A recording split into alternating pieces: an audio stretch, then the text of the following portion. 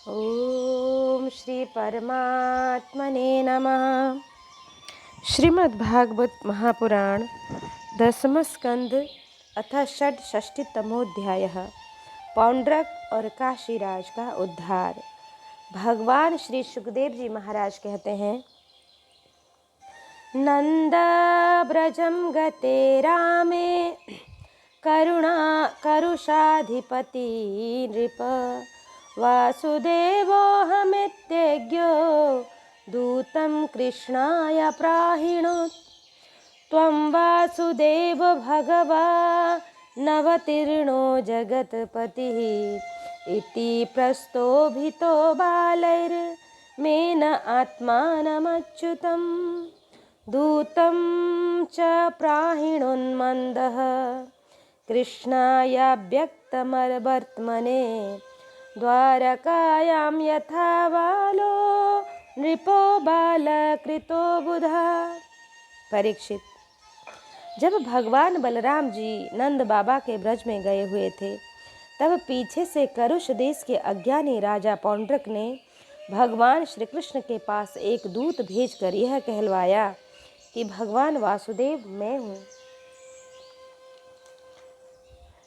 मूर्ख लोग उसे बहकाया करते थे कि आप ही भगवान वासुदेव हैं और जगत की रक्षा के लिए पृथ्वी पर अवतीर्ण हुए हैं। इसका फल यह हुआ कि वह मूर्ख अपने को ही भगवान मान बैठा।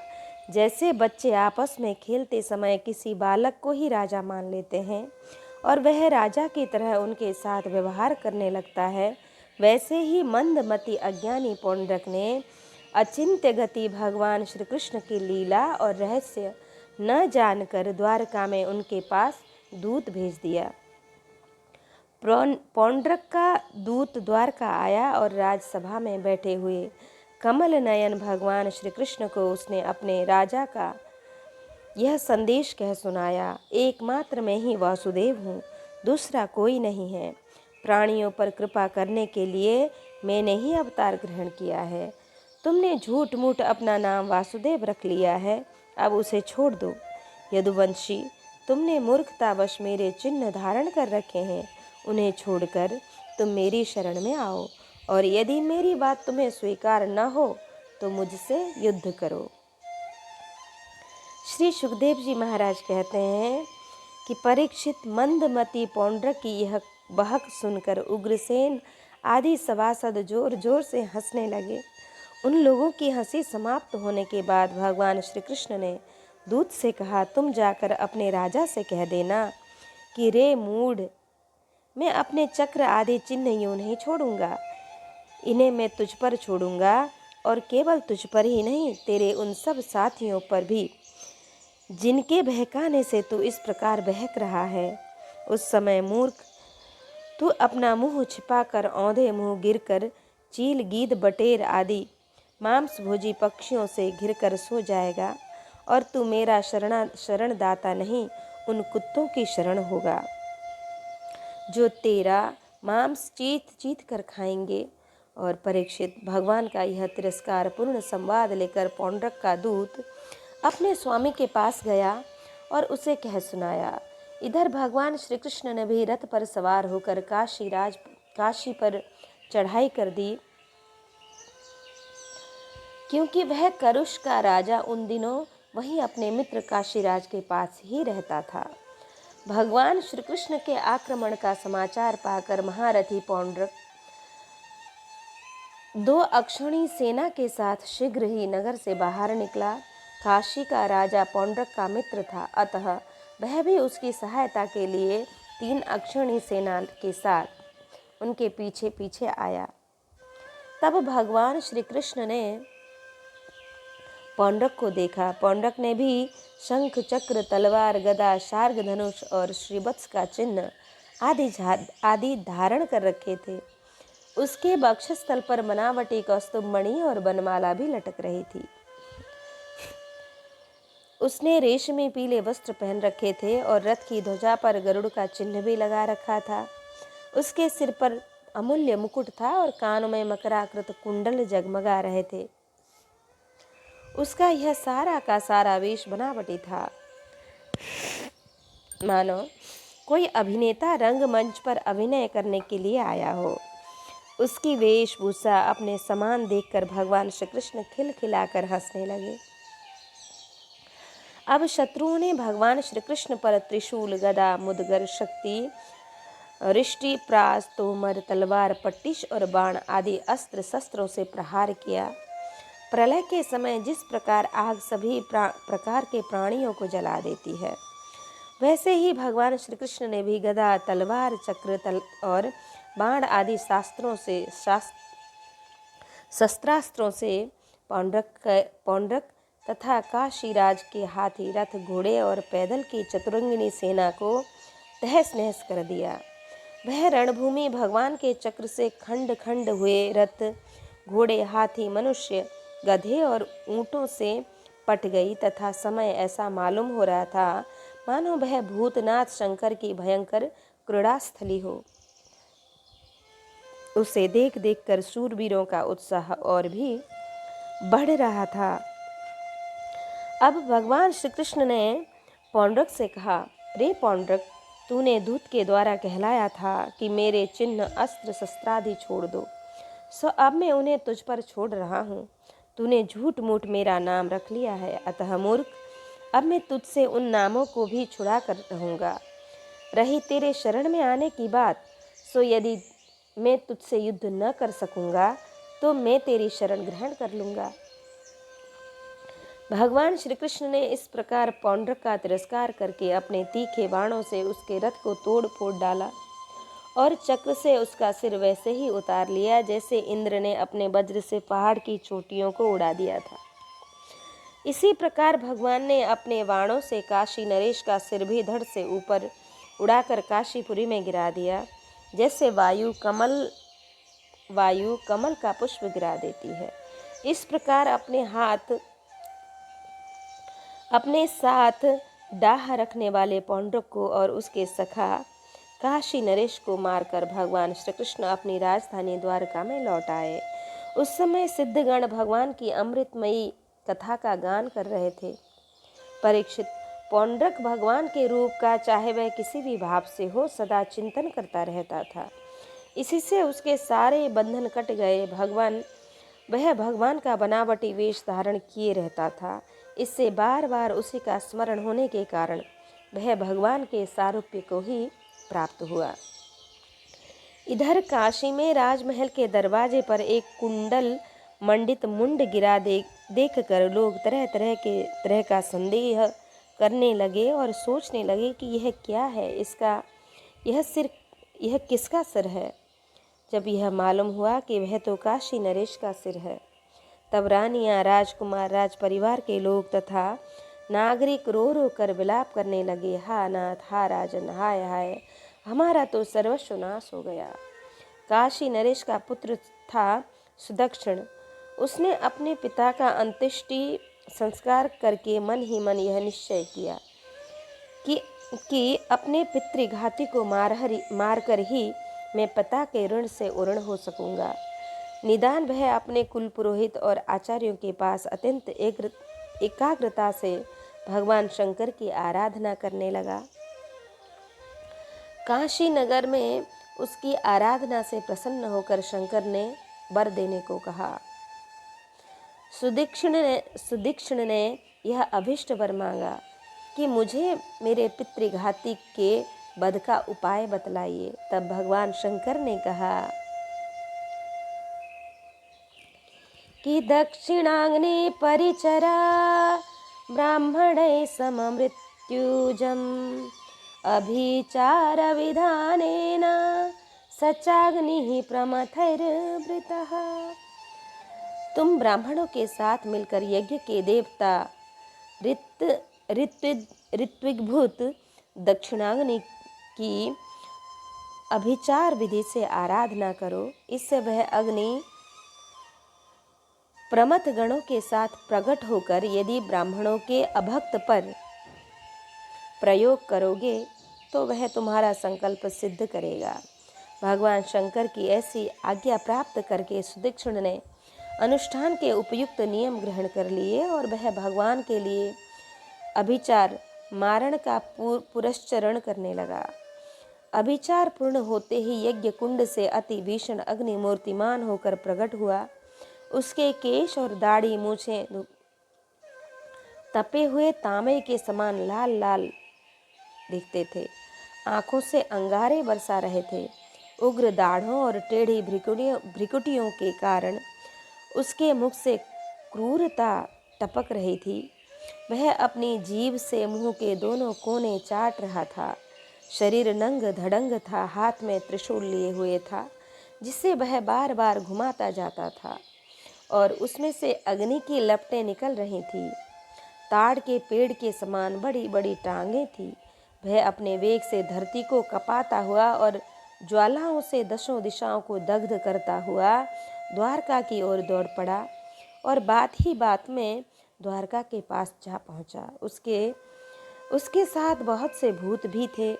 उस अभिचार की आग को बिल्कुल पास आई हुई देख द्वारकावासी वैसे ही डर गए जैसे जंगल में आग लगने पर हरिण डर जाते हैं।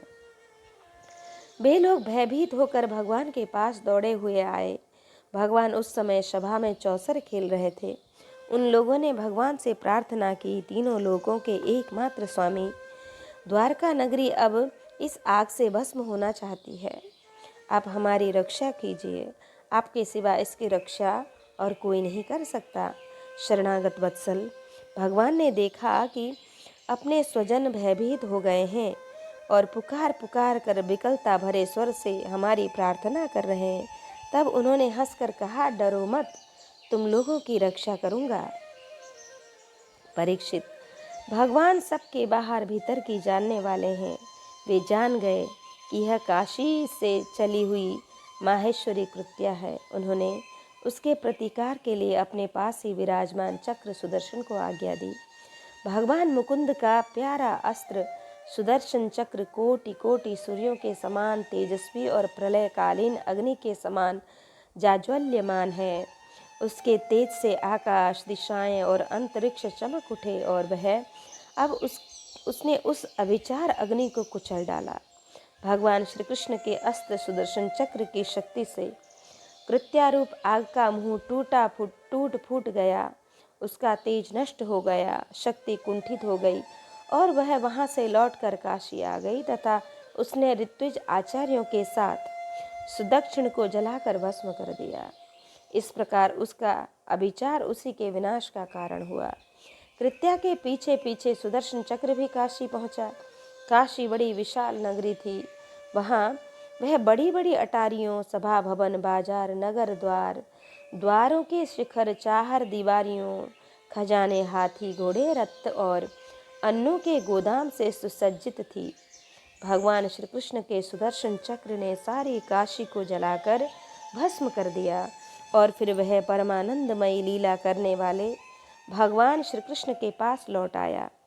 जो मनुष्य पुण्य कीर्ति भगवान श्री कृष्ण के इस चरित्र को एकाग्रता के साथ सुनता है या सुनाता है, वह सारे पापों से छूट जाता है। देवी का उद्धार। राजा परीक्षित ने पूछा कि भूयोऽहं श्रोतुमिच्छामि रामस्याद्भुतकर्मणः अनन्तस्य प्रमेयस्य यदन्यत् कृतवान् प्रभु। भगवान बलराम जी सर्वशक्तिमान एवं सृष्टि प्रलय की सीमा से परे अनंत हैं। उनका स्वरूप, गुण, लीला आदि मन, बुद्धि और वाणी के विषय नहीं है। उनकी एक एक लीला लोक मर्यादा से विलक्षण है, अलौकिक है। उन्होंने और जो कुछ अद्भुत कर्म किए हों उन्हें भी मैं सुनना चाहता हूँ।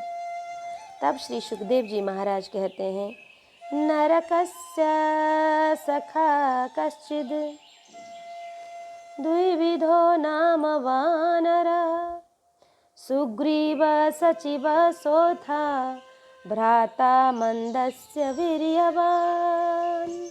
परीक्षित, द्विविध नामक एक वानर था। वह भौमासुर का सखा, सुग्रीव का मंत्री और मेंद का शक्तिशाली भाई था। जब उसने सुना कि श्री कृष्ण ने भौमासुर को मार डाला, तब वह अपने मित्र की मित्रता के ऋण से उऋण होने के लिए राष्ट्र विप्लव करने पर उतारू हो आया। वह वानर बड़े बड़े नगरों, गांवों, खानों और अहिरों की बस्तियों में आग लगा लगा कर उन्हें जलाने लगा। कभी वह बड़े बड़े पहाड़ों को उखाड़ कर उनसे प्रांत के प्रांत चकनाचूर कर देता था,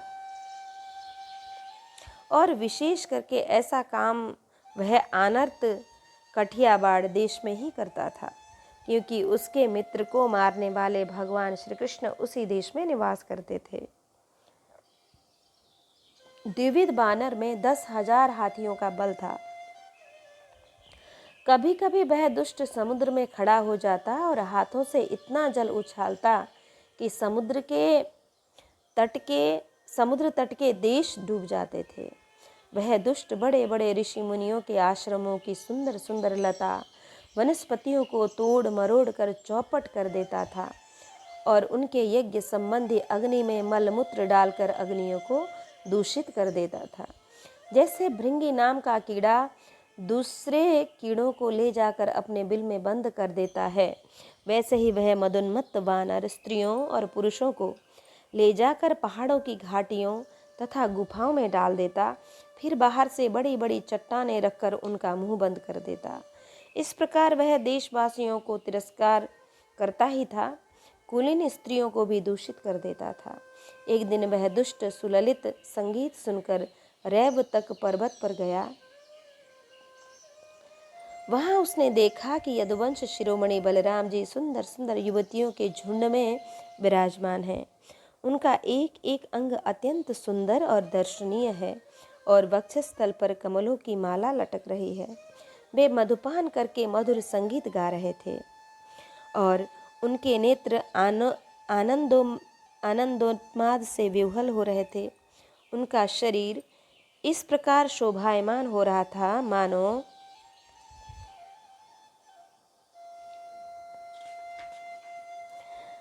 मदमत्त गजराज हों। वह दुष्ट वानर वृक्षों की शाखाओं पर चढ़ जाता और उन्हें झकझोर देता। कभी स्त्रियों के सामने आकर किलकारी भी मारने लगता। युवती स्त्रियां स्वभाव से ही चंचल और हास परिहास में रुचि रखने वाली होती हैं। बलराम जी की स्त्रियां उस वानर की ढिठाई देखकर हंसने लगीं। अब वह वानर भगवान बलराम जी के सामने ही उन स्त्रियों की अवहेलना करने लगा। वह उन्हें कभी अपनी गुदा दिखाता तो कभी उन्हें भौहें मटकाता, फिर कभी कभी तरज कर मुंह बनाता घुड़कता था। वीर शिरोमणि बलराम जी उसकी यह चेष्टा देखकर क्रोधित हो गए। उन्होंने उस पर पत्थर का एक टुकड़ा फेंका, परंतु द्विविद ने उससे अपने को बचा लिया और झपट कर मधु कलश उठा लिया तथा बलराम जी की अवहेलना करने लगा। उस धूर्त ने मधु कलश को तो फोड़ ही डाला, स्त्रियों के वस्त्र भी फाड़ डाले, और अब वह दुष्ट हंस हंस कर बलराम जी को क्रोधित करने लगा।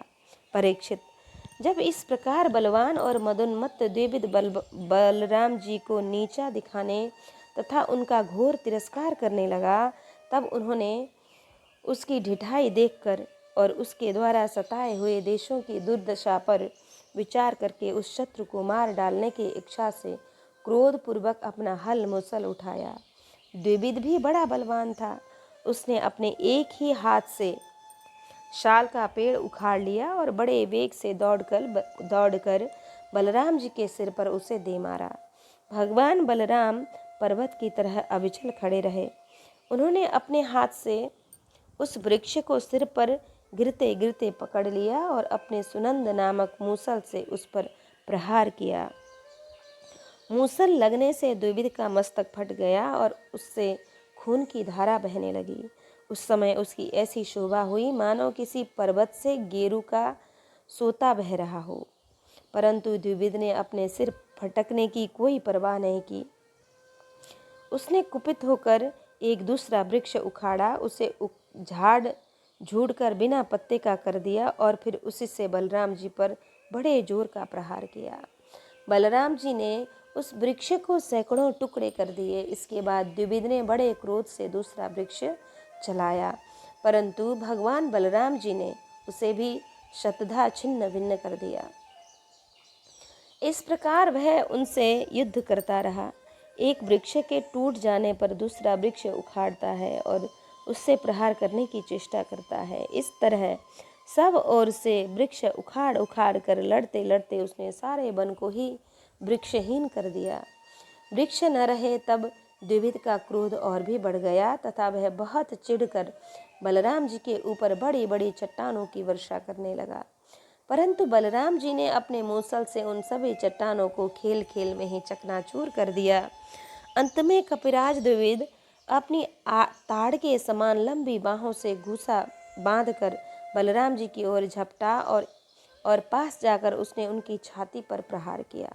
अब यदुवंश शिरोमणि बलराम जी ने हल और मूसल अलग कर दिए तथा क्रुद्ध होकर दोनों हाथों से उसके जत्रुस्थान हंसली पर प्रहार किया।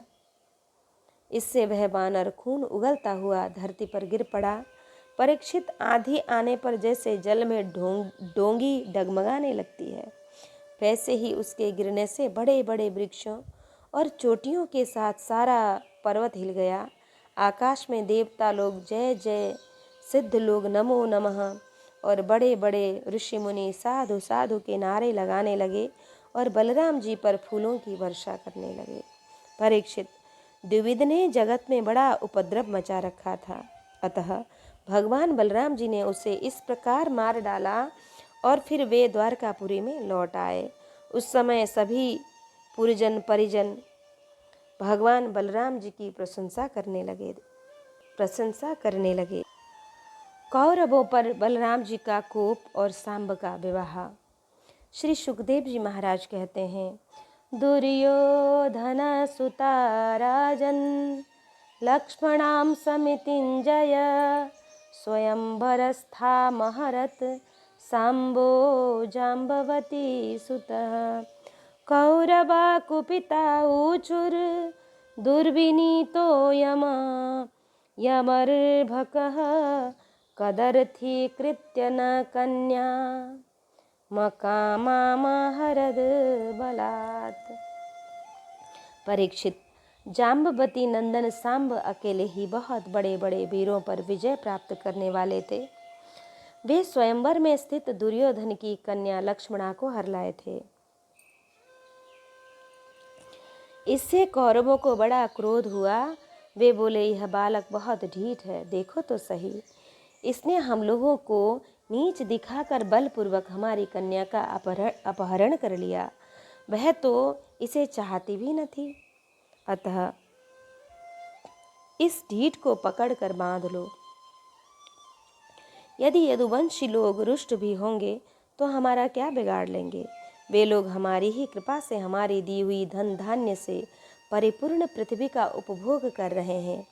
यदि वे लोग अपने इस लड़के के बंदी होने का समाचार सुनकर यहाँ आएंगे तो हम लोग उनका सारा घमंड चूर चूर कर देंगे और उन लोगों के मिजाज वैसे ही ठंडे हो जाएंगे जैसे संयमी पुरुष के द्वारा प्राणायाम आदि उपायों से वश में की हुई इंद्रियां। ऐसा विचार करके कर्ण, शल, भूरिश्रवा, यज्ञकेतु और दुर्योधनादि वीरों ने कुरुवंश के बड़े बूढ़ों की अनुमति ली तथा सांब को पकड़ने की तैयारी की। जब महारथी सांब ने देखा कि धृतराष्ट्र के पुत्र मेरा पीछा कर रहे हैं, तब वे एक सुंदर धनुष चढ़ाकर सिंह के समान अकेले ही रणभूमि में डट गए। इधर कर्ण को मुखिया बनाकर कौरव वीर धनुष चढ़ाए हुए सांब के पास आ पहुँचे और क्रोध में भरकर उनको पकड़ लेने की इच्छा से खड़ा रहे इस प्रकार ललकारते हुए बाणों की वर्षा करने लगे। परीक्षित, यदुनंदन सांब अचिंत्य ऐश्वर्यशाली भगवान श्री कृष्ण के पुत्र थे। कौरवों के प्रहार से वे उन पर चिढ़ गए और सिंह तुच्छ हरिणों का पराक्रम देखकर चिढ़ जाता है।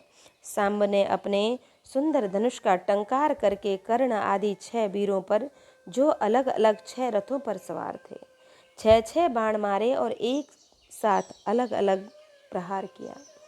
उनमें से 4 बाण उनके 4 घोड़ों पर, एक एक उनके सारथियों पर और एक एक उन महान धनुषधारी रथी वीरों पर छोड़ा। सांब के इस अद्भुत लाघव को देखकर विपक्षी वीर भी मुक्त कंठ से उनकी प्रशंसा करने लगे। इसके बाद उन 6 वीरों ने एक साथ मिलकर सांब को रथहीन कर दिया।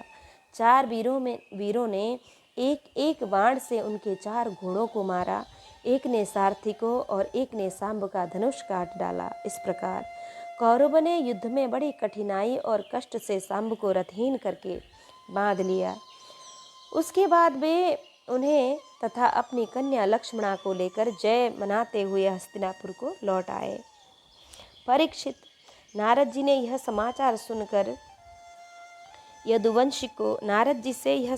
सुनकर यदुवंशी को बड़ा क्रोध आया। वे महाराज उग्रसेन की आज्ञा से कौरवों पर चढ़ाई करने की तैयारी करने लगे। बलराम जी कलह प्रधान कलयुग के सारे पाप ताप को मिटाने वाले हैं। उन्होंने कुरुवंशियों और यदुवंशियों के लड़ाई झगड़े को ठीक न समझा। यद्यपि यदुवंशी अपनी तैयारी पूरी कर चुके थे, फिर भी उन्होंने उन्हें शांत कर दिया और स्वयं सूर्य के समान तेजस्वी रथ पर सवार होकर हस्तिनापुर गए। उनके साथ कुछ ब्राह्मण और यदुवंश के बड़े बूढ़े भी थे। उनके बीच में बलराम जी की ऐसी शोभा हो रही थी मानो चंद्रमा ग्रहों से घिरे हुए हों। हस्तिनापुर पहुंचकर बलराम जी नगर के बाहर एक उपवन में ठहर गए और कौरव लोग क्या करना चाहते हैं इस बात का पता लगाने के लिए उन्होंने उद्धव जी को धृतराष्ट्र के पास भेजा। उद्धव जी ने कौरवों की सभा में जाकर धृतराष्ट्र, भीष्म पितामह, द्रोणाचार्य, बाल्हिक और दुर्योधन की विधि पूर्वक अभ्यर्थना वंदना की और निवेदन किया कि बलराम जी पधारे हैं। अपने परम हितैषी और प्रियतम बलराम जी का आगमन सुनकर कौरव की प्रसन्नता का सीमा न रहा। वे उद्धव जी का विधि पूर्वक सत्कार करके अपने हाथों में मांगलिक सामग्री लेकर बलराम जी की अगवानी करने चले गए। फिर अपनी अपनी अवस्था और संबंध के अनुसार सब लोग बलराम जी से मिले तथा उनके सत्कार के लिए उन्हें गौ अर्पण की एवं अर्घ्य प्रदान किया। उनमें जो लोग भगवान बलराम जी का प्रभाव जानते थे उन्होंने सिर झुकाकर उन्हें प्रणाम किया। तदंतर उन लोगों ने परस्पर एक दूसरे का कुशल मंगल पूछा और यह सुनकर कि सब भाई बंधु सकुशल हैं, बलराम जी ने बड़ी धीरता और गंभीरता के साथ यह बात कही कि उग्रसेनो क्षितो शेषो यद्वाज्ञापयत् प्रभु तबद्व्यग्रधिय श्रुत्वा कुरुध्वं मा विलंबितम्। सर्वसमर्थ राजाधिराज महाराज उग्रसेन ने तुम लोगों को एक आज्ञा दी है, उसे तुम लोग एकाग्रता पूर्वक सावधानी के साथ सुनो और अविलंब उसका पालन करो। उग्रसेन जी ने कहा है कि हम जानते हैं कि तुम लोगों ने कईयों ने मिलकर अधर्म से अकेले धर्मात्मा सांब को हर दिया और बंदी कर लिया है। यह सब हम इसलिए सह लेते हैं कि हम संबंधियों में परस्पर फूट न पड़े, एकता बनी रहे। अतः अब झगड़ा मत बढ़ाओ, सांब को उसकी नववधू के साथ हमारे पास भेज दो। परीक्षित, बलराम जी की वाणी वीरता, शूरता और बल पौरुष के उत्कर्ष से परिपूर्ण और उनकी शक्ति के अनुरूप ही थी। सुनकर कुरुवंशी क्रोध से तिलमिला उठे। वे कहने लगे, अहो, यह तो बड़े आश्चर्य की बात है। सचमुच काल की चाल को कोई टाल नहीं सकता। तभी तो आज पैरों की जूती उस सिर पर चढ़ना चाहती है जो श्रेष्ठ मुकुट से सुशोभित है। इन यदुवंशियों के साथ किसी प्रकार हम लोगों ने विवाह संबंध कर लिया। ये हमारे सोने बैठने और एक पंक्ति में खाने लगे। हम लोगों ने ही इन्हें राज सिंहासन देकर राजा बनाया और अपने बराबर बना लिया। ये यदुवंशी चवर, पंखा, शंख, श्वेत छत्र, मुकुट, राज सिंहासन और राजोचित शैया का उपभोग इसलिए कर रहे हैं कि हमने जानबूझकर इस विषय में उपेक्षा कर रखी है। बस अब हो चुका। यदुवंशियों के पास अब राज चिन्ह रहने की आवश्यकता नहीं, उन्हें उनसे छीन लेना चाहिए। जैसे सांप को दूध पिलाना पिलाने वाले के लिए ही घातक है, वैसे ही हमारे लिए दिए हुए राज चिन्हों को लेकर ये यदुवंशी हमसे ही विपरीत हो रहे हैं। देखो तो भला, हमारे ही कृपा प्रसाद से तो इनकी बढ़ती हुई और अब ये निर्लज्ज होकर हम ही पर हुक्म चलाने लगे। शोक है, जैसे सिंह का ग्रास कभी भेड़ा नहीं कर सकती, भेड़ा नहीं छीन सकता, वैसे ही यदि भीष्म, द्रोण, अर्जुन आदि कौरव वीर जानबूझकर न छोड़ दें, न दे दें, तो स्वयं देवराज इंद्र भी किसी वस्तु का उपभोग कैसे कर सकते हैं। श्री सुखदेव जी महाराज कहते हैं, परीक्षित, कुरुवंशी अपनी कुलीनता, बांधवों, परिवार वालों, विषमादि के बल और धन संपत्ति के घमंड में चूर हो रहे थे। उन्होंने साधारण शिष्टाचार की भी परवाह नहीं की और वे भगवान बलराम जी को इस प्रकार दुर्वचन कहकर हस्तिनापुर लौट गए। बलराम जी ने कौरवों की दुष्टता, अशिष्टता देखी और उनके दुर्वचन भी सुने। अब उनका चेहरा क्रोध से तमतमा उठा। उस समय उनकी ओर देखा तक नहीं जाता था। वे बार बार जोर जोर से हंसकर कहने लगे, सच है, जिन दुष्टों को अपनी कुलीनता,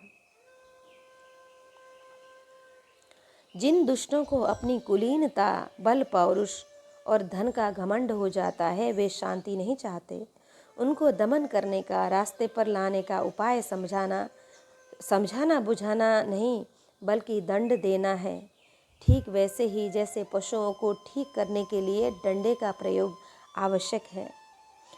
भला देखो तो सही, सारे यदुवंशी और श्री कृष्ण भी क्रोध से भरकर लड़ाई के लिए तैयार हो रहे थे। मैं उन्हें शनै शनै समझा बुझाकर इन लोगों को शांत करने के लिए, सुलह करने के लिए यहाँ आया, फिर भी ये मूर्ख ऐसी दुष्टता कर रहे हैं। इन्हें शांति प्यारी नहीं, कलह प्यारी है। ये इतने घमंडी हो रहे हैं कि बार बार मेरा तिरस्कार करके गालियाँ बकते हैं। ठीक है भाई, ठीक है, पृथ्वी के राजाओं की तो बात ही क्या, त्रिलोकी के स्वामी इंद्र आदि लोकपाल जिनकी आज्ञा का पालन करते हैं, वे उग्रसेन राजाधिराज नहीं हैं। वे तो केवल भोज वृष्णि और अंधक वंशी यादवों के स्वामी ही हैं। क्यों? जो सुधर्मा सभा को अधिकार में करके उसमें विराजते हैं और जो देवताओं के वृक्ष पारिजात को उखाड़ कर ले आते और उसका उपभोग करते हैं, वे भगवान श्री कृष्ण भी राज सिंहासन के अधिकारी नहीं हैं। अच्छी बात है। सारे जगत की स्वामिनी भगवती लक्ष्मी स्वयं जिनके चरण कमलों की उपासना करती हैं, वे लक्ष्मीपति भगवान श्री कृष्ण चंद्र छत्र, चबर आदि राजोचित सामग्रियों को नहीं रख सकते। ठीक है भाई, जिनके चरण कमलों की धूल संत पुरुषों के द्वारा सेवित गंगा आदि तीर्थों को भी तीर्थ बनाने वाली है। सारे लोकपाल अपने अपने श्रेष्ठ मुकुट पर जिनके चरण कमलों की धूल धारण करते हैं, ब्रह्मा, शंकर, मैं और लक्ष्मी जी जिनकी कला की भी कला है और जिनके चरणों की धूल सदा सर्वदा धारण करते हैं, उन भगवान श्री कृष्ण के लिए भला राज सिंहासन कहाँ रखा है। बेचारे यदुवंशी तो कौरवों का दिया हुआ पृथ्वी का एक टुकड़ा भोगते हैं। क्या खूब, हम लोग जूती हैं और ये कुरुवंशी स्वयं सिर। ये लोग ऐश्वर्य से उन्मत्त घमंडी कौरव पागल सरीखे हो रहे हैं। इनकी एक एक बात कटुता से भरी और बेसिर पैर की है।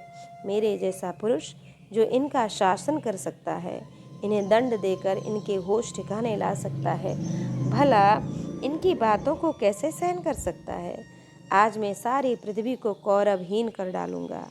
इस प्रकार कहते कहते बलराम जी क्रोध से ऐसे भर गए मानो त्रिलोकी को ही भस्म कर देंगे।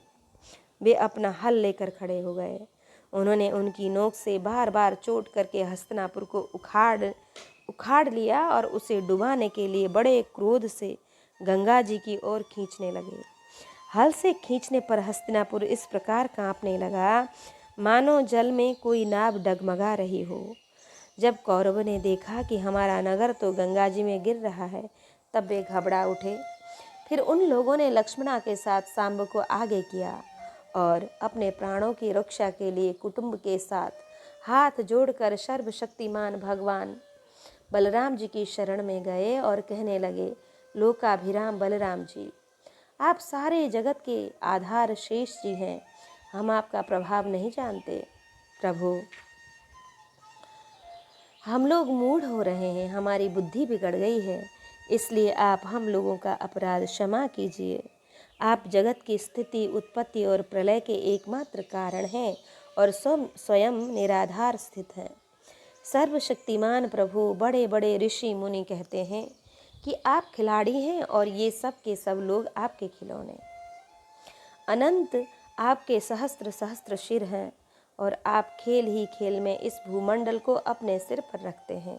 इस प्रलय का समय आता है तब आप सारे जगत को अपने भीतर लीन कर लेते हैं और केवल आप ही बचे रहकर अद्वितीय रूप से शयन करते हैं। भगवान, आप जगत की स्थिति और पालन के लिए विशुद्ध सत्वमय शरीर ग्रहण किए हुए हैं।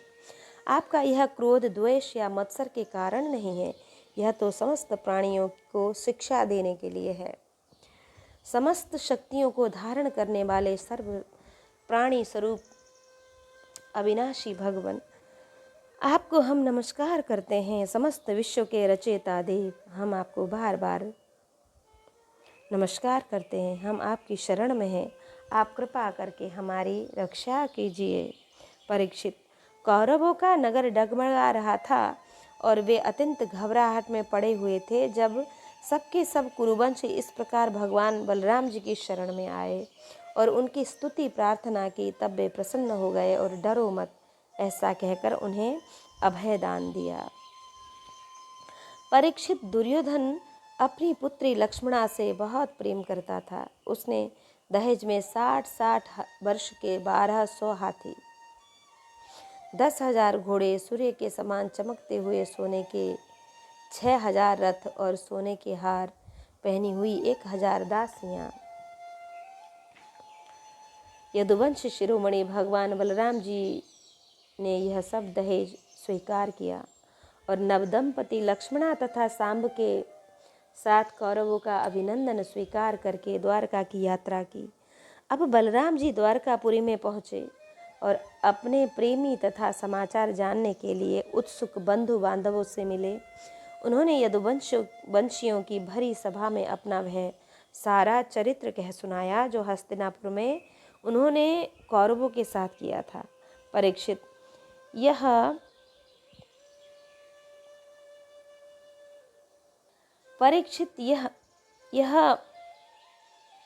हस्तिनापुर आज भी दक्षिण की ओर ऊंचा और गंगा जी की ओर कुछ झुका हुआ है और इस प्रकार यह भगवान बलराम जी के पराक्रम की सूचना दे रहा है। देवर्षि नारद का भगवान की गृहचर्या देखना। श्री सुखदेव जी महाराज कहते हैं, नरकं निहतं श्रुत्वा तथोद्वाहं च योषितां कृष्णेनैकेन बह्वीनां तद्दिदृक्षुस्म नारदः। परीक्षित, जब देवर्षि नारद ने सुना कि भगवान श्री कृष्ण ने नरकासुर भौमासुर को मारकर अकेले ही हजारों राजकुमारियों के साथ विवाह कर लिया है, तब उनके मन में भगवान की रहन सहन देखने की बड़ी अभिलाषा हुई। वे सोचने लगे, अहो, यह कितने आश्चर्य की बात है कि भगवान श्री कृष्ण ने एक ही शरीर से एक ही समय 16,000 महलों में अलग अलग 16,000 राजकुमारियों का पाणी ग्रहण किया। देवर्षि नारद इस उत्सुकता से प्रेरित होकर भगवान की लीला देखने के लिए द्वारका आ पहुँचे।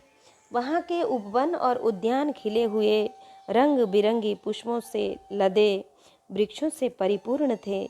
उन पर तरह तरह के पक्षी चहक रहे थे और भौरे गुंजार कर रहे थे। निर्मल जल से भरे सरोवर नीले, लाल और सफ़ेद रंग के भांति भांति कमल खिले हुए थे। कुमुद और नवजात कमलों की मानो भीड़ ही लगी हुई हो। उसमें हंस और सारस कलरव कर रहे थे। द्वारकापुरी में स्फटिक मणि और चांदनी के 9 लाख महल थे। वे फर्श आदि में जड़ी हुई महामकरा मरकतमणि पन्ने की प्रभा से जगमगा रहे थे और उनमें सोने तथा हीरों की बहुत सी सामग्रियां शोभायमान थीं। उसके राजपथ, बड़ी बड़ी सड़कें, गलियां, चौराहे और बाजार बहुत ही सुंदर सुंदर थे। घुड़साल आदि पशुओं के रहने के स्थान, सभा भवन और देव मंदिरों के कारण उसका सौंदर्य और भी चमक उठा था। उसकी सड़कों, चौक, गली और दरवाजों पर छिड़काव किया गया था। छोटी छोटी झंडियां और बड़े बड़े झंडे जगह जगह पर फहरा रहे थे, जिनके कारण रास्तों पर धूप नहीं आ पाती थी। उसी द्वारका नगरी में भगवान श्री कृष्ण बहुत ही सुंदर अंतःपुर में उसी द्वारका नगरी में भगवान श्री कृष्ण का बहुत ही सुंदर अंतःपुर था। बड़े बड़े लोकपाल उसकी पूजा प्रशंसा किया करते थे। उसका निर्माण करने में विश्वकर्मा ने अपना सारा कला कौशल, सारी कारीगरी लगा दी थी। उस अंतःपुर रनिवास में भगवान की रानियों के 16,000 से अधिक महल शोभायमान थे। उनमें से एक बड़े भवन में देवर्षि नारद ने प्रवेश किया। उस महल में मूंगों की खंबे, वैदुर्य के उत्तम उत्तम छज्जे तथा इंद्रनीलमणि की दीवारें जगमगा रही थी और वहाँ की गचें भी ऐसी इंद्रनीलमणियों की बनी हुई थी जिनकी चमक किसी प्रकार कम नहीं होती थी। विश्वकर्मा ने बहुत से ऐसे चंदोबे बना रखे थे जिनमें मोती की लड़ियों की झालरें लटक रही थी। हाथी दांत के बने हुए आसन और पलंग थे जिनमें श्रेष्ठ श्रेष्ठ मणि जड़ी हुई थी। बहुत सी दासियां गले में सोने का हार पहने और सुंदर वस्त्रों से सुसज्जित होकर तथा बहुत से सेवक भी जामा, पगड़ी और सुंदर सुंदर वस्त्र पहने तथा जड़ाऊ कुंडल धारण किए अपने अपने काम में व्यस्त थे और महल की शोभा बढ़ा रहे थे।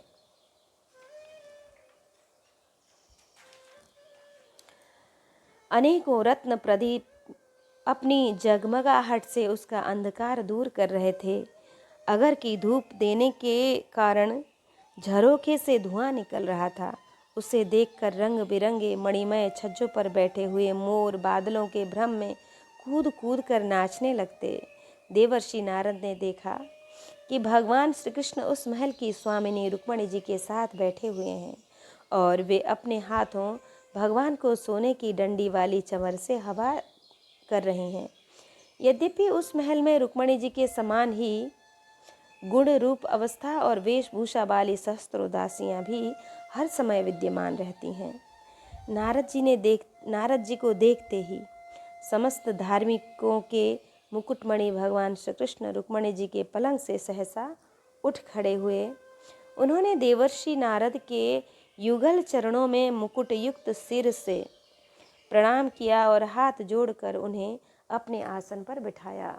परीक्षित, इसमें संदेह नहीं कि भगवान श्री कृष्ण चराचर जगत के परम गुरु हैं और उनके चरणों का धोबन गंगा जल सारे जगत को पवित्र करने वाला है। फिर भी वे परम भक्त वत्सल और संतों के परम आदर्श उनके स्वामी हैं। उनका एक असाधारण नाम ब्रह्मण्य देव भी है। वे ब्राह्मणों को ही अपना आराध्य देव मानते हैं। उनका यह नाम उनके गुण के अनुरूप एवं उचित ही है। तभी तो भगवान श्री कृष्ण ने स्वयं ही नारद जी के पांव पखारे और उनका चरणामृत अपने सिर पर धारण किया। नर शिरोमणि, नर के सखा, सर्वदर्शी पुराण पुरुष भगवान नारायण ने शास्त्रोक्त विधि से देवर्षि शिरोमणि भगवान नारद की पूजा की और इसके बाद अमृत से भी मीठे किंतु थोड़े शब्दों में उनका स्वागत सत्कार किया और फिर कहा, प्रभु आप तो स्वयं समग्र ज्ञान, वैराग्य, धर्म, यश और ऐश्वर्य से पूर्ण हैं। आपकी हम क्या सेवा करें। देवर्षि नारद ने कहा, नैवाद्भुतं त्वयि विभु खिललोकनाथे मैत्री जनेषु सकलेषु दमखलानाम। प्रभु, आपने जगत की स्थिति और रक्षा के द्वारा समस्त जीवों का कल्याण करने के लिए स्वेच्छा से अवतार धारण किया है, अवतार ग्रहण कर लिया है। भगवान, यह बात हम भली भांति जानते हैं। यह बड़े सौभाग्य की बात है कि आज मुझे आपके चरण कमलों के दर्शन हुए हैं। आपके ये चरण कमल संपूर्ण जनता को परम साम्य मोक्ष देने में समर्थ हैं, जिनके ज्ञान की कोई सीमा नहीं है। वे ब्रह्मा, शंकर आदि सदा सर्वदा अपने हृदय में उनका चिंतन करते रहते हैं। वास्तव में वे श्री चरण ही संसार रूप कुएं में गिरे हुए लोगों को बाहर निकालने के लिए अवलंबन है। आप ऐसी कृपा कीजिए कि आपके उन चरण कमलों की स्मृति सदा बनी रहे और मैं चाहे जहाँ जैसे रहूं, उनके ध्यान में तन्मय रहूं। परीक्षित, इसके बाद देवर्षि नारद जी योगेश्वरों के भी ईश्वर भगवान श्री कृष्ण की योग माया का रहस्य जानने के लिए उनकी दूसरी पत्नी के महल में गए। वहाँ उन्होंने देखा कि भगवान श्री कृष्ण अपनी प्राण प्रिया और उद्धव जी के साथ चौसर खेल रहे हैं। वहाँ भी भगवान ने खड़े होकर उनका स्वागत किया, आसन पर बिठाया और विविध सामग्रियों द्वारा बड़ी भक्ति से उनकी पूजा अर्चना की। इसके बाद भगवान ने नारद जी से अनजान की तरह पूछा, आप यहाँ कब पधारे? आप तो परिपूर्ण आत्मराम आत्मकाम हैं और हम लोग हैं अपूर्ण। ऐसी अवस्था में भला हम आपकी क्या सेवा कर सकते हैं? फिर भी ब्रह्म स्वरूप नारद जी, आप कुछ न कुछ आज्ञा अवश्य दीजिए कि हमें सेवा का अवसर देकर हमारा जन्म सफल कीजिए। नारद जी यह सब देख सुनकर चकित और विस्मित हो रहे थे। वे वहाँ से उठकर चुपचाप दूसरे महल में चले गए। उस महल में भी देवर्षि नारद ने देखा कि भगवान श्री कृष्ण अपने नन्हे नन्हे बच्चों को दुलार रहे हैं। वहाँ से फिर दूसरे महल में गए तो क्या देखते हैं कि भगवान श्री कृष्ण स्नान की तैयारी कर रहे हैं। इसी प्रकार देवर्षि नारद ने विभिन्न महलों में भगवान को भिन्न भिन्न कार्य करते हुए देखा। कहीं वे यज्ञ कुंड में हवन कर रहे हैं तो कहीं पंच महायज्ञों से देवता आदि की आराधना कर रहे हैं, कहीं ब्राह्मणों को भोजन करा रहे हैं तो कहीं यज्ञ का अवशेष स्वयं भोजन कर रहे हैं, कहीं संध्या कर रहे हैं तो कहीं मौन होकर गायत्री का जप कर रहे हैं, कहीं हाथ में ढाल तलवार लेकर उनको चलाने के पैतरे बदल रहे हैं, कहीं घोड़े हाथी अथवा रथ पर सवार होकर श्री कृष्ण विचरण कर रहे हैं, कहीं पलंग पर सो रहे हैं तो कहीं बंदीजन उनकी स्तुति गा रहे हैं। किसी महल में उद्धव आदि मंत्रियों के साथ किसी गंभीर विषय पर परामर्श कर रहे हैं तो कहीं उत्तमोत्तम बारांगनाओं से घिरकर जल क्रीड़ा कर रहे हैं, कहीं श्रेष्ठ ब्राह्मणों को वस्त्राभूषण से सुसज्जित गौओं का दान कर रहे हैं तो कहीं मंगलमय इतिहास पुराणों का श्रवण कर रहे हैं, कहीं किसी पत्नी के महल में अपनी प्राण प्रियतमा के साथ हास्य विनोद की बातें कर कर के हंस रहे हैं तो कहीं धर्म का सेवन कर रहे हैं, कहीं अर्थ का सेवन कर रहे हैं, धन ग्रह संग्रह और धन वृद्धि के कार्यों में लगे हुए हैं तो कहीं धर्मानुकूल गृहस्थोचित विषयों का उपभोग कर रहे हैं, कहीं एकांत में बैठकर प्रकृति से अतीत पुराण पुरुष का ध्यान कर रहे हैं तो कहीं गुरुजनों को इच्छित भोग सामग्री समर्पित करके उनकी सेवा शुश्रूषा कर रहे हैं।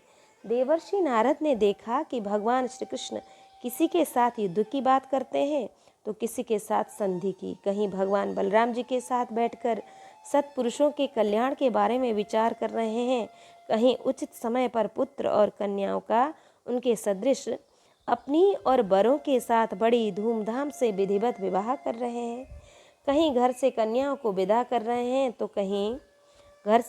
कहीं तैयारी में लगे हुए हैं। योगेश्वर भगवान श्री कृष्ण के उन विराट उत्सवों को देखकर सभी लोग विस्मित चकित हो जाते थे। कहीं बड़े बड़े यज्ञों के द्वारा समस्त देवताओं का यजन पूजन और कहीं कुएं बगीचे तथा मठ आदि बनवाकर इष्टार्पुत धर्म का आचरण कर रहे हैं, कहीं श्रेष्ठ यादवों से घिरे हुए सिंधु देशीय घोड़े पर चढ़कर मृगया कर रहे हैं, इस प्रकार यज्ञ के लिए मेध्य पशुओं का संग्रह कर रहे हैं और कहीं प्रजा में तथा अंतःपुर के महलों में वेश बदलकर छिपे रूप से सबका अभिप्राय जानने के लिए विचरण कर रहे हैं। क्यों न हो भगवान योगेश्वर जो हैं। परीक्षित, इस प्रकार मनुष्य किसी लीला करते हुए ऋषिकेश भगवान श्री कृष्ण योग माया का वैभव देखकर भगवान श्री कृष्ण की योग माया का वैभव देखकर देवर्षि नारद ने मुस्कुराते हुए उनसे कहा, योगेश्वर आत्मदेव, आपकी योग माया ब्रह्मा जी आदि बड़े बड़े मायावियों के लिए भी अगम्य है, परंतु हम आपकी योग माया का रहस्य जानते हैं, क्योंकि आपके चरण कमलों की सेवा करने से वह स्वयं ही हमारे सामने प्रकट हो गई हैं। देवताओं के भी आराध्य देव भगवान 14 भुवन आपके सुयश से परिपूर्ण हो रहा है। अब मुझे आज्ञा दीजिए कि मैं आपकी त्रिभुवन पावनी लीला का गान करता हुआ लोकों में विचरण करूं। तब भगवान श्री कृष्ण ने कहा, ब्राह्मण धर्मस्य भक्ताहं कर्ता तदनुमोदिता तच्छिक्षल्यल्लोक मीमांस्थित पुत्रमाखिदः।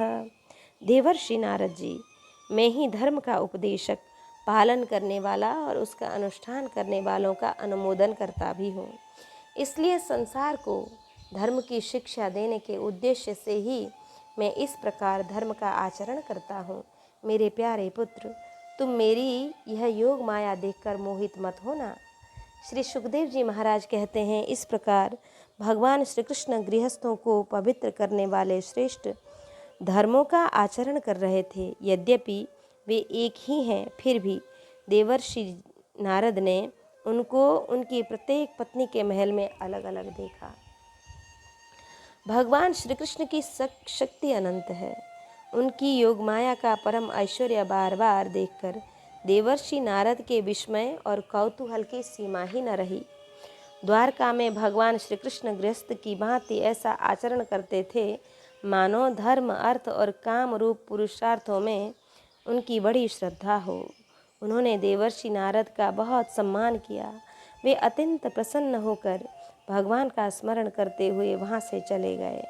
राजन, भगवान नारायण सारे जगत के कल्याण के लिए अपनी अचिंत्य शक्ति महाशक्ति योग माया को स्वीकार करते हैं और इस प्रकार मनुष्य की सी लीला करते हैं। द्वारकापुरी में 16,000 से भी अधिक पत्नियां अपनी सलज्ज एवं प्रेम भरी चितबन तथा मंद मंद मुस्कान से उनकी सेवा करती थीं और वे उनके साथ विहार करते थे। भगवान श्री कृष्ण ने जो लीलाएं की हैं उन्हें दूसरा कोई नहीं कर सकता। परीक्षित, वे विश्व की उत्पत्ति, स्थिति और प्रलय के परम कारण हैं, जो उनकी लीलाओं का गान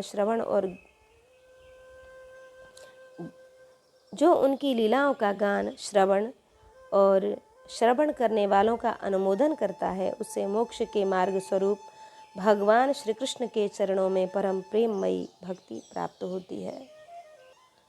भगवान श्री कृष्ण की नित्य चर्चा और उनके पास जरासंध के कैदी राजाओं के दूत का आना। श्री सुखदेव जी महाराज कहते हैं, जब सवेरा होने लगा, कुक्कुट मुर्गे बोलने लगे, तब वे श्री कृष्ण पत्नियां, जिनके कंठ में श्री कृष्ण ने अपनी भुजा डाल रखी है, उनके बिछोह की आशंका से व्याकुल हो जाती और उन मुर्गों को कोसने लगती। उस समय पारिजात की सुगंध से सुवासित भीनी भीनी वायु बहने लगती।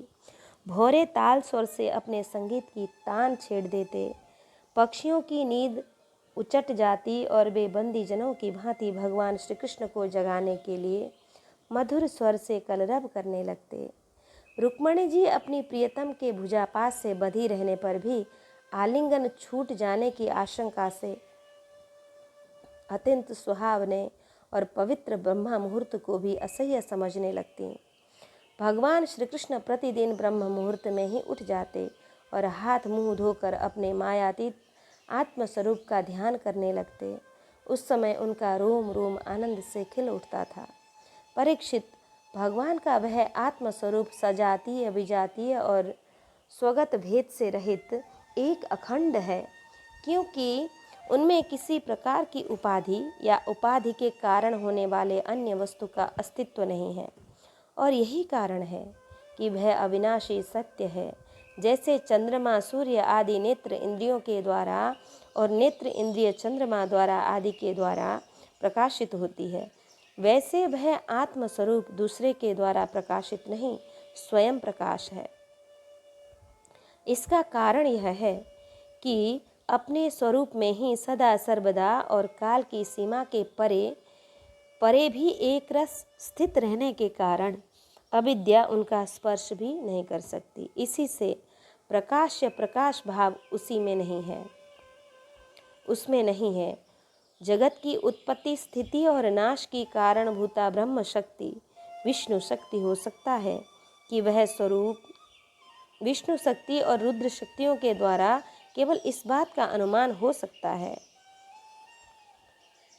जगत की उत्पत्ति, स्थिति और नाश की कारणभूता ब्रह्म शक्ति विष्णु शक्ति और रुद्र शक्तियों के द्वारा केवल इस बात का अनुमान हो सकता है कि वह स्वरूप एक रस, सत्तारूप और आनंद स्वरूप है।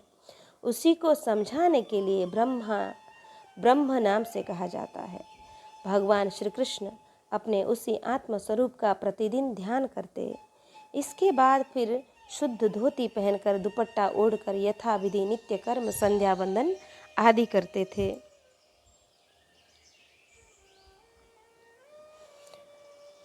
इसके बाद हवन करते और मौन होकर गायत्री का जप करते। क्यों न हो, वे सत्पुरुषों के पात्र आदर्श जो हैं। इसके बाद सूर्योदय होने के समय सूर्योपस्थान करते हैं और अपने कला स्वरूप देवता, ऋषि तथा पितरों का तर्पण करते। फिर कुल के बड़े बूढ़े और ब्राह्मणों की विधि पूर्वक पूजा करते। इसके बाद परम मनस्वी श्री कृष्ण दूधारू पहल ब्याई हुई बछड़ों वाली सीधी शांत गौओं का दान करते। उस समय उन्हें सुंदर वस्त्र और मोतियों की माला पहना दी जाती। सिंग में सोना और खुर में चांदी मढ़ दी जाती। वे ब्राह्मणों को वस्त्राभूषण से सुसज्जित करके रेशमी वस्त्र, मृगचर्म और तिलक के साथ प्रतिदिन 13,084 गौएं इस प्रकार दान करते। तदंतर अपनी विभूति रूप गौ ब्राह्मण, देवता, कुल के बड़े बूढ़े, गुरुजन और समस्त प्राणियों को प्रणाम करके मांगलिक वस्तुओं का स्पर्श करते। परीक्षित, यद्यपि भगवान के शरीर का सहज सौंदर्य ही मनुष्य लोक का अलंकार है, फिर भी वे अपने पीताम्बर आदि दिव्य वस्त्र, कौस्तुभादि आभूषण, पुष्पों के हार और चंदनादि दिव्य अंगराग से अपने को आभूषित करते। इसके बाद वे घी और दर्पण में अपना मुखारविंद देखते, गाय, बैल, ब्राह्मण और देव प्रतिमाओं का दर्शन करते। फिर पूर्वासी और अंतःपुर में रहने वाले चारों वर्णों के लोगों की अभिलाषाएं पूर्ण करते। फिर अपनी अन्य ग्रामवासी प्रजा की कामना पूर्ति करके उसे संतुष्ट करते और इन सब को प्रसन्न देखकर वह स्वयं भी आनंदित होते। वे पुष्पमाला, तांबुल, चंदन और अंगरादि आदि वस्तुएं पहले ब्राह्मण, स्वजन संबंधी, मंत्री और रानियों को बांट देते और उनमें बची हुई स्वयं अपने काम में लाते। भगवान यह सब करते होते तब तक दारुक नामक सारथी सुग्रीव आदि घोड़ों से जुता हुआ अत्यंत अद्भुत रथ ले आता और प्रणाम करके भगवान के सामने खड़ा हो जाता। इसके बाद भगवान श्री कृष्ण सात्यकी और उद्धव जी के साथ अपने हाथ से सारथी का हाथ पकड़कर रथ पर सवार होते। ठीक वैसे ही जैसे भुवन भास्कर भगवान सूर्य उदयाचल पर आरूढ़ होते हैं। उस समय रनिवास की स्त्रियां लज्जा एवं प्रेम से भरी चितवन से उन्हें निहारने लगती और बड़े कष्ट से उन्हें विदा करती थीं। भगवान मुस्कुराकर उनके चित्त को चुराते हुए महल से निकलते। परीक्षित, तदंतर भगवान श्री कृष्ण समस्त यदुवंशियों के साथ सुधर्मा नाम की सभा में प्रवेश करते। उस सभा की ऐसी महिमा है कि जो लोग उस सभा में जा बैठते हैं उन्हें भूख, प्यास, शोक, मोह और जरा मृत्यु ये 6 उर्मियाँ नहीं सताती। इस प्रकार भगवान श्री कृष्ण सब रानियों से अलग अलग विदा होकर एक ही रूप में सुधर्मा सभा में प्रवेश करते और वहां जाकर श्रेष्ठ सिंहासन पर विराजते। उनकी अंग कांति से दिशाएं प्रकाशित होती रहती। उस समय यदुवंशी वीरों के बीच में यदुवंश शिरोमणि भगवान श्री कृष्ण की ऐसी शोभा होती जैसे आकाश में तारों से घिरे हुए चंद्रदेव शोभायमान होते हों। परीक्षित, सभा में विदुष लोग विभिन्न प्रकार के हास्य विनोद से, नटाचार्य अभिनय से और नर्तकियां कलापूर्ण नृत्यों से अलग अलग अपनी टोलियों के साथ भगवान की सेवा करती। उस समय मृदंग, वीणा, पखावज, बांसुरी, झांझ और शंख बजने लगते। सूत, मागध तथा बंदीजन नाचते गाते और भगवान की स्तुति करते।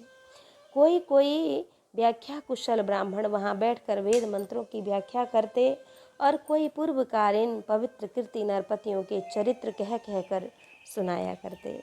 एक दिन की बात है, द्वारकापुरी में राजसभा के द्वार पर एक नया मनुष्य आया। द्वारपालों ने भगवान को उसके आने की सूचना दी और सभा भवन में उपस्थित किया। उस व्यक्ति को, उस मनुष्य ने परमेश्वर भगवान श्री कृष्ण को हाथ जोड़कर नमस्कार किया और उन राजाओं का जिन्होंने जरासंध के दिग्विजय के समय उसके सामने सिर नहीं झुकाया था और बलपूर्वक कैद कर लिए गए थे, जिनकी संख्या 20,000 थी, जरासंध के बंदी बनने का दुख श्री कृष्ण के सामने निवेदन किया। सच्चिदानंद स्वरूप श्री कृष्ण, आप मन और वाणी के अगोचर हैं। जो आपके शरण में आता है उसके सारे भय आप नष्ट कर देते हैं। प्रभु, हमारी भेद बुद्धि मिटी नहीं है। हम जन्म मृत्यु रूप संसार के चक्कर से भयभीत होकर आपकी शरण में आए हैं। भगवान, अधिकांश जीव ऐसे सकाम और निषिद्ध कर्मों में फंसे हुए हैं कि वे आपके बतलाए हुए अपने परम कल्याणकारी कर्म आपकी उपासना से विमुख हो गए हैं और अपने जीवन एवं जीवन संबंधी आशा अभिलाषाओं के भ्रम में भटक रहे हैं। परंतु आप बड़े बलवान हैं। आप काल रूप से सदा सर्वदा सावधान रहकर उनकी आशा लता का तुरंत समूल उच्छेद कर डालते हैं। हम आपके उस काल स्वरूप को नमस्कार करते हैं। आप स्वयं जगदीश्वर हैं और आपने जगत में अपनी ज्ञान, बल आदि कलाओं के साथ इसलिए अवतार धारण किया है कि संतों की रक्षा करें और दुष्टों को दंड दें। ऐसी अवस्था में प्रभु, जरासंध आदि कोई दूसरे राजा आपकी इच्छा और आज्ञा के विपरीत हमें कैसे कष्ट दे रहे हैं, यह बात हमारी समझ नहीं आती। यदि यह कहा जाए कि जरासंध हमें कष्ट नहीं देता, उसके रूप में उसे निमित्त बनाकर हमारे अशुभ कर्म ही हमें दुख पहुंचा रहे हैं, तो यह भी ठीक नहीं। क्योंकि जब हम लोग आपके अपने हैं तब हमारे दुष्कर्म हमें फल देने में कैसे समर्थ हो सकते हैं। इसलिए आप कृपा करके अवश्य ही हमें इस क्लेश से मुक्त कीजिए। प्रभु, हम जानते हैं कि राजा पने का सुख प्रारब्ध के अधीन एवं विषय साध्य है और असत है, तुच्छ है। सच तो स्वप्न सुख के समान अत्यंत तुच्छ और असत है। साथ ही उस सुख को भोगने वाला यह शरीर भी एक प्रकार का मुर्दा ही है और इसके पीछे सदा सर्वदा सैकड़ों प्रकार के भय लगे रहते हैं। परंतु हम तो इसके द्वारा जगत के अनेकों भार ढो रहे हैं और यही कारण है कि हमने अंतःकरण के निष्काम भाव और निष्संकल्प स्थिति से प्राप्त होने वाले आत्म सुख का परित्याग कर दिया है। सचमुच हम अत्यंत अज्ञानी हैं और आपकी माया के फंदे में फंसकर क्लेश पर क्लेश भोगते जा रहे हैं। भगवान, आपके चरण कमल शरणागत पुरुषों के समस्त शोक और मोह को नष्ट कर देने वाले हैं। इसलिए आप ही जरासंध रूप कर्मों के बंधन से हमें छुड़वाइए प्रभु। यह अकेला ही 10,000 हाथियों की शक्ति रखता है और हम लोगों को उसी प्रकार बंदी बनाए हुए है जैसे सिंह भेड़े को घेर रखे। चक्रपाणी, आपने 18 बार जरासंध से युद्ध किया और 17 बार उसका मान मर्दन करके उसे छोड़ दिया, परंतु एक बार उसने आपको जीत लिया। हम जानते हैं कि आपकी शक्ति, आपका बल पौरुष अनंत है। फिर भी मनुष्य का सा आचरण करते हुए आपने हारने का अभिनय किया। फिर भी मनुष्यों की सी लीला करते हुए आपने हारने का अभिनय किया है, परंतु इसी से उसका घमंड बढ़ गया। हे अजीत, अब वह यह जानकर हम लोगों को और भी सताता है कि हम आपके भक्त हैं, आपके प्रजा हैं। अब आपकी जैसी इच्छा हो वैसा कीजिए। दूत ने कहा, भगवान, जरासंध के बंदी नरपतियों ने इस प्रकार आपसे प्रार्थना की है। वे आपके चरण कमलों की शरण में हैं और आपका दर्शन चाहते हैं। कृपा करके उन दीनों का कल्याण कीजिए। श्री सुखदेव जी महाराज कहते हैं कि परीक्षित, राजाओं का दूत इस प्रकार कह ही रहा था कि परम तेजस्वी देवर्षि नारद जी भी वहां आ पहुँचे। उनकी सुनहरी जटाएं चमक रही थीं। उन्हें देखकर ऐसा मालूम हो रहा था मानो साक्षात भगवान सूर्य ही उदय हो गए हों। ब्रह्मा आदि समस्त लोकों के एकमात्र स्वामी भगवान श्री कृष्ण उन्हें देखते ही सभासदों और सेवकों के साथ हर्षित होकर उठ खड़े हुए और सिर झुकाकर उनकी वंदना करने लगे। जब देवर्षि नारद आसन स्वीकार करके बैठ गए, तब भगवान ने उनकी विधि पूर्वक पूजा की और अपने श्रद्धा से उनको संतुष्ट करते हुए वे मधुर वाणी से बोले, देवर्षि, इस समय तीनों लोकों में कुशल मंगल तो है ना? आप तीनों लोकों में विचरण करते रहते हैं। इससे हमें यह बड़ा लाभ है कि घर बैठे सबका समाचार मिल जाता है। ईश्वर के द्वारा रचे हुए तीनों लोकों में ऐसी कोई बात नहीं जिसे आप न जानते हों। अतः हम आपसे यह जानना चाहते हैं कि युधिष्ठिर आदि पांडव इस समय क्या करना चाहते हैं। तब देवर्षि नारद ने कहा, दृष्ट्वा मया ते बहुशो दुरत्यया माया विभो विश्वसृजस्समायिनः भूतेषु भूमश्चरतः शक्तिभिर्बर्हेरिव क्षन्नरुचो न मेधभूतम्।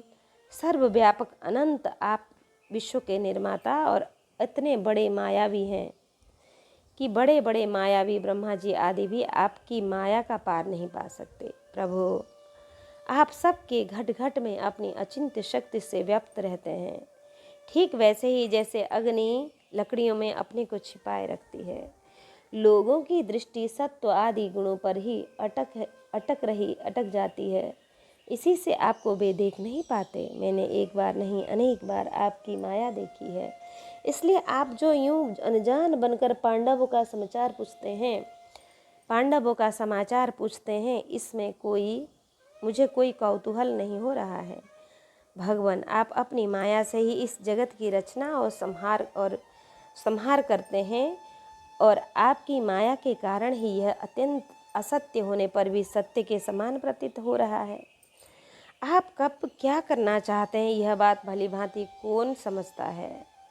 आपका स्वरूप सर्वदा अचिंतनीय है। मैं तो केवल बार बार आपको नमस्कार करता हूँ। शरीर और इससे संबंध रखने वाली वासनाओं में फंसकर जीव जन्म मृत्यु के चक्कर में भटकता रहता है तथा यह नहीं जानता कि मैं इस शरीर से कैसे मुक्त हो जाऊं। वास्तव में किसी के हित के लिए आप नाना प्रकार के लीला अवतार ग्रहण करके अपने विचित्र यश का दीपक जला रहे हैं।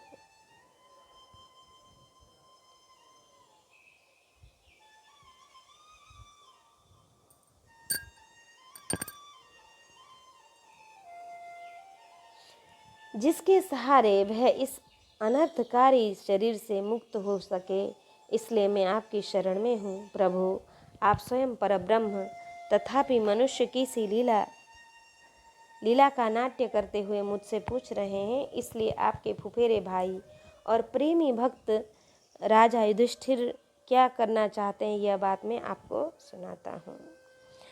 इसमें संदेह नहीं कि ब्रह्मलोक में किसी को जो भोग प्राप्त हो सकता है, वह राजा युधिष्ठिर को यहीं प्राप्त हुआ है।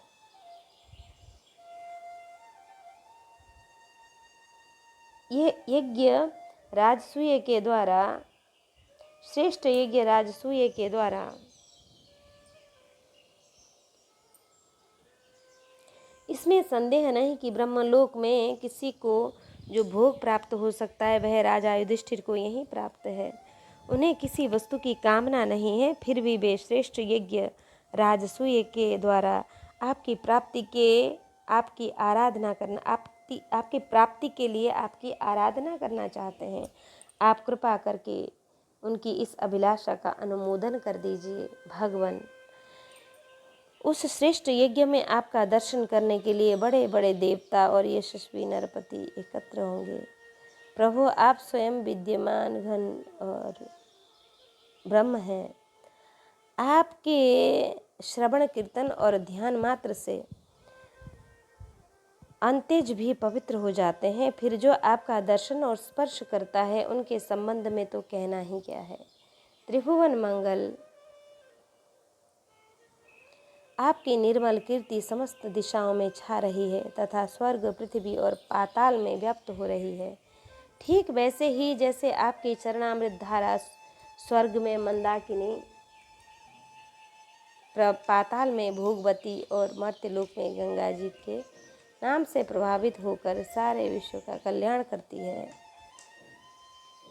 श्री सुखदेव जी महाराज कहते हैं, परीक्षित, सभा में जितने यदुवंशी थे, वे सब इस बात के लिए अत्यंत उत्सुक थे कि पहले जरासंध पर चढ़ाई करके उसे जीत लिया था, अतः उन्हें नारद जी की बात पसंद न आई थी। तब ब्रह्मा आदि के शासन भगवान श्री कृष्ण के तनिक मुस्कुराहट बड़ी मीठी वाणी में उद्धव जी से कहा कि उद्धव, तुम मेरे हितैषी सुहृद हो, शुभ संपत्ति देने वाले और कार्य के तत्व को भलीभांति समझने वाले हो, इसी से हम तुम्हें अपना उत्तम नेत्र मानते हैं। अब तुम ही बताओ कि इस विषय में हमें क्या करना चाहिए। तुम्हारी बात पर ही हमारी श्रद्धा है, इसलिए यह तुम्हारी सलाह के अनुसार ही काम करेंगे। जब उद्धव जी ने देखा कि भगवान श्री कृष्ण सर्वज्ञ होने पर भी अनजान